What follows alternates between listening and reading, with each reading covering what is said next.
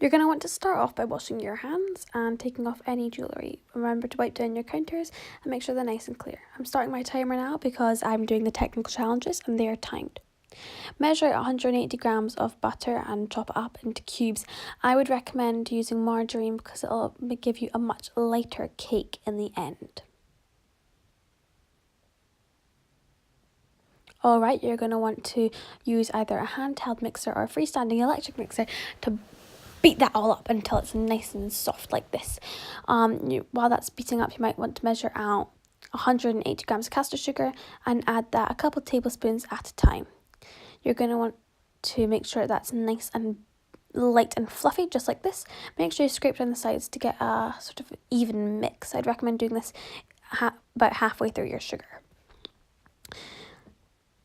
Next up, you're going to want to crack 3 eggs into a jug, add a 1/4 teaspoon of vanilla extract, and very, very slowly add that into your mixer. It's very important you do it slowly here, otherwise it could separate and that would be awful. Yep, so it'll end up something a little bit like this. It should get a bit smoother as you go. There you go, that's it. Nice little in the mixer shot for you, how fancy. Okay, you're going to want to measure out 180 grams of self-raising flour.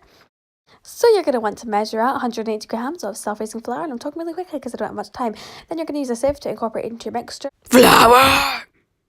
Yeah, use a metal spoon to stir it in. That's a tablespoon of warm water you're going to want to add to the mixture to make it look like this. Yum. I'm just greasing 2 sandwich pans that They've got a little thing that runs around the outside of the cake to sort of cut it out from the pan if it gets stuck. And I'm going to split the cake batter roughly evenly. If I was actually in Bake Off, I'd measure this, but I'm not, so I'm not going to be crazy.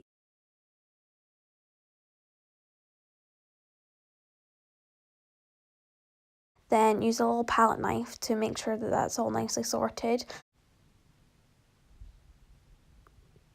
No, what are you doing? Just stop. What is this? Ah! Yeah, what you're going to want to do is bung that in the oven. If you're not using the fan oven, it's going to be 180 degrees Celsius.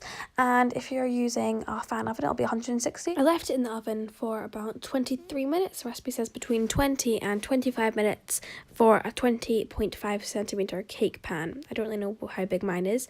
But while I was in there, I made this icing, which is a cream cheese icing. But you can make buttercream or any other type of icing that you like.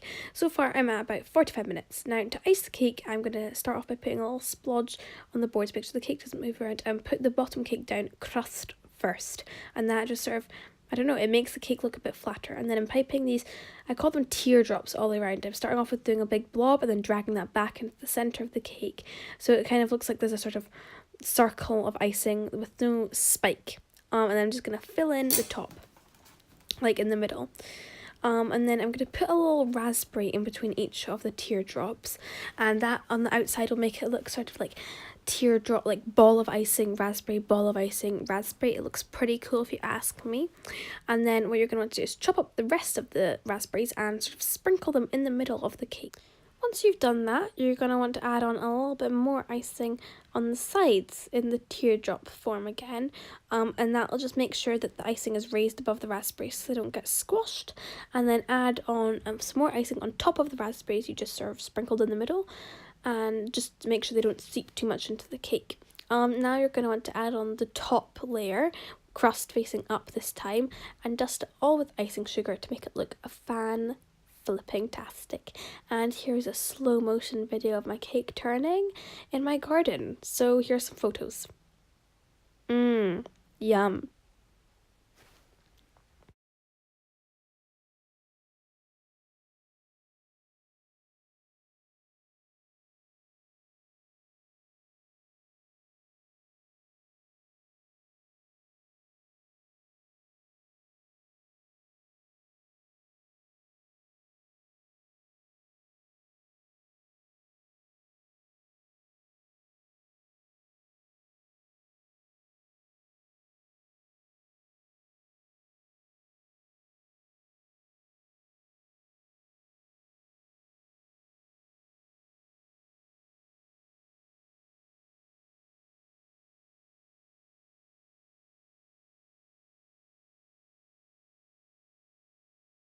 Thank you for watching all the way to the end of this clip. I hope you've enjoyed it, and I hope you make this cake. If you do, please post it on Instagram and tag me using the handle The Technical Baker. Right, thank you, and please follow and subscribe to me. Bye.